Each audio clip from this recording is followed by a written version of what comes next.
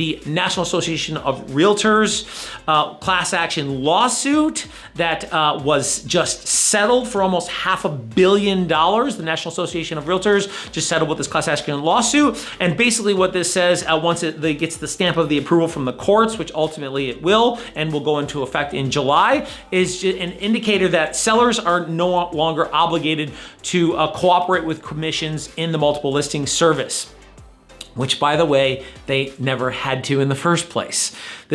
The only people who, I'm gonna take a sidebar here and get on a soapbox, is the only people who really won here are the attorneys, because commissions were always negotiable. They were never set. You didn't have to cooperate with commissions on the buy side. You could list your home for as little as a few $100 in any multiple listing service, and so there were always options. And so the reason why this whole thing is gonna shake out and create some more uncertainty and I believe more volatility in the market is because it's disrupting a cart that wasn't broken. I know sellers didn't like paying the commissions, but the fees were fairly even. A 6% commission, and I hate even using that number because that's not a set number. On the coasts down in Florida, the major cities, Miami, New York, all the coasts along the coast, the more expensive cities, Chicago, 6% is not normal. It's not a normal commission. It's tending towards 4%.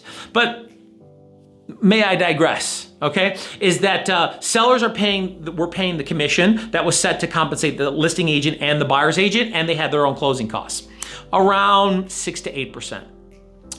Buyers had their portion of the closing costs plus their down payment, so closing costs and their down payment. All right, now down payment could be as little as 3.5%, but it could be 5 or 10%.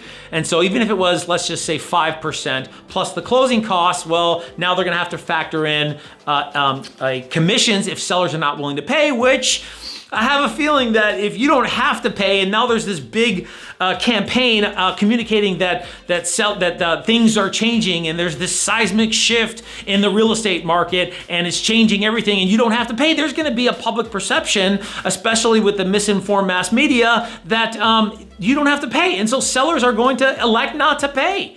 And so who's gonna pay?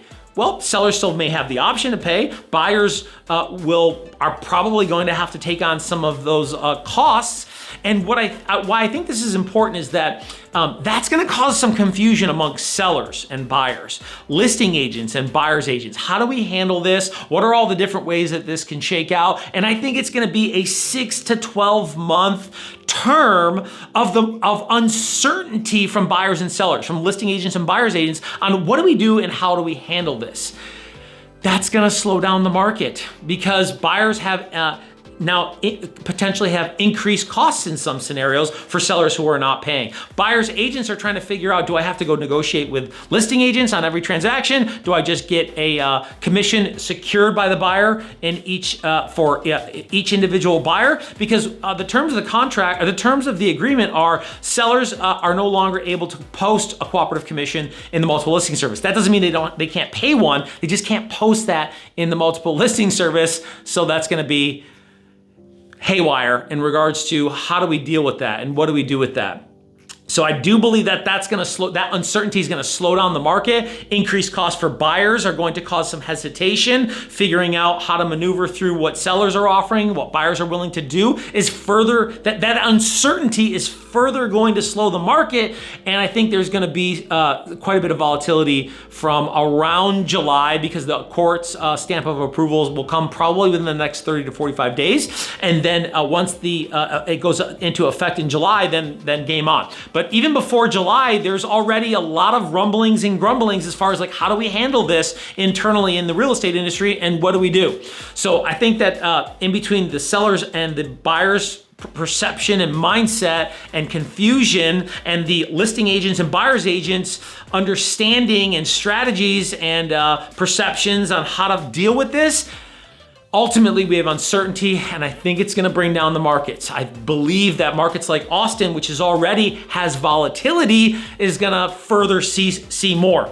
I would not be surprised if we had more depreciation this year than we saw last year.